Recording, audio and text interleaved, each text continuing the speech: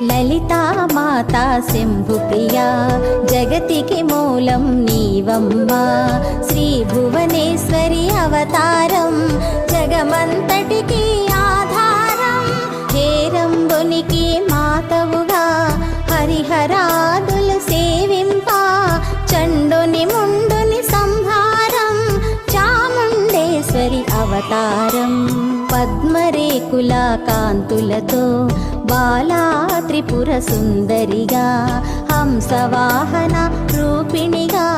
వేదమాతవై వచ్చితివి శ్వేత వస్త్రము ధరించి అక్షరమాలను పట్టుకొని భక్తి మార్గము చూపితివి జ్ఞాన జ్యోతిని